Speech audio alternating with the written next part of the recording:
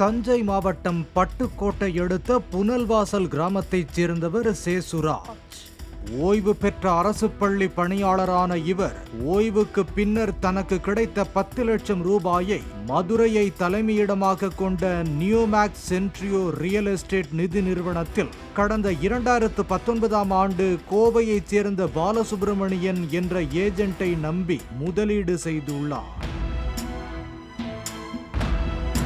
கடந்த 2020ஆம் ஆண்டு சேசுராஜ் கொரோனாவில் இறந்துவிட்ட நிலையில் இவர் முதலீடு செய்த பணம் கடந்த 2022இல் முதிர்வடைந்தது. சேசுராஜின் மகன் ஃபெலிக்ஸ் ராஜா சம்பந்தப்பட்ட நியோமேக்ஸ் நிறுவனத்திற்கு பலமுறை சென்று அங்குள்ளவர்களிடம் பணத்தை கேட்டுள்ளார். பொறுப்பாளர்களான சார்லஸ் மற்றும் நாகரத்னம் ஆகியோர் வருகிற 2025ஆம் ஆண்டு 10 லட்சம் ரூபாய் 20 லட்சம் ரூபாயாக இரட்டிப்பாக்கி வழங்கப்படும் என்று ஆசை வார்த்தை கூறியுள்ளனர். அந்த நிறுவனத்தின் நடைமுறை திருப்திகரமாக இல்லாததால் இரட்டிப்பாக எல்லாம் பணம் வேண்டாம், நாங்கள் முதலீடு செய்த பணத்தை தந்தால் போதும் என்று பலமுறை கேட்டும் கொடுக்காமல் இழுத்தடித்ததாக கூறப்படுகிறது.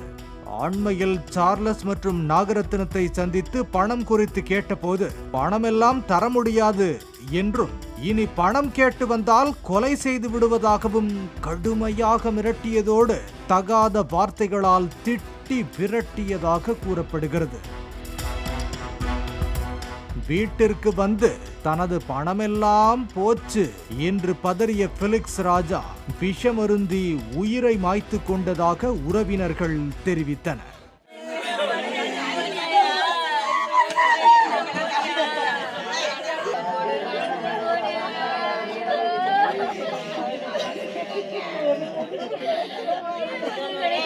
அந்த பையனுக்கு 2 பொண்ணு, ஒரு பொண்ணு 12 வயசு, ஒரு பொண்ணு 6 மாசத்து குழந்தை. அந்த பிள்ளைங்க என்ன பாவம் பண்ணுச்சு? இது மாதிரி எவ்வளவோ நிறுவனங்கள் ஏமாற்றப்பட்டாங்க. இந்த சன்மேக்ஸ் அவரை அதனால அந்த பையன் மனநிலை ரொம்ப வேதனைப்பட்டு போயிட்டான். ஃபெலிக்ஸ் ராஜாவின் உடலை பார்த்து அவரது மனைவி மற்றும் 2 மகள்கள் கதறி அழுதனர்.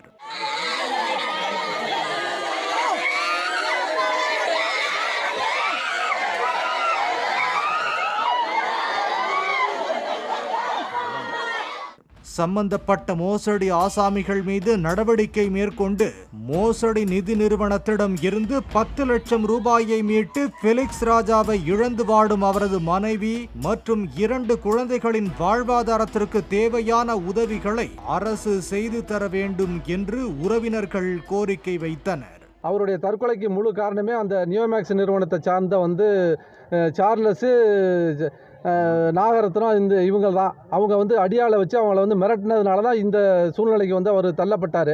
அவர் தற்கொலை முயற்சிக்கு முழு காரணமே இந்த நியோமேக்ஸ் நிறுவனம் தான். இந்த சம்பவம் தொடர்பாக சார்லஸ், நாகரத்னம், பாலசுப்ரமணியன் மீது வழக்கு பதிவு செய்து போலீசார் விசாரித்து வருகின்றனர்.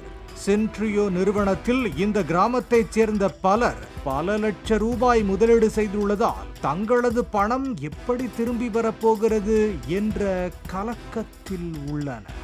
கடந்த ஆண்டே பல கோடி மோசடி புகாரில் இந்த நிறுவனத்தின் நிர்வாகிகள் தலைமறைவாகிவிட்டதால் இங்கு சோதனை நடத்திய பொருளாதார குற்றப்பிரிவு போலீசார் 1000 கிராம் தங்கம், 13 கிலோ வெள்ளி, 9 லட்சம் ரூபாய் ரொக்கப் பணம், 20க்கும் மேற்பட்ட சொத்து ஆவணங்களை கைப்பற்றி உள்ளது குறிப்பிடத்தக்கது. அதே நேரத்தில் பணத்தை இரட்டிப்பாக்கி தருவதாக கூறி ஆசை வார்த்தை காட்டி முதலீடு பெறும் நிறுவனங்களிடம் உஷாராக இல்லாவிட்டால் மொத்த பணமும் போய்விடும் என்று எச்சரிக்கின்றனர் காவல்துறையினர்.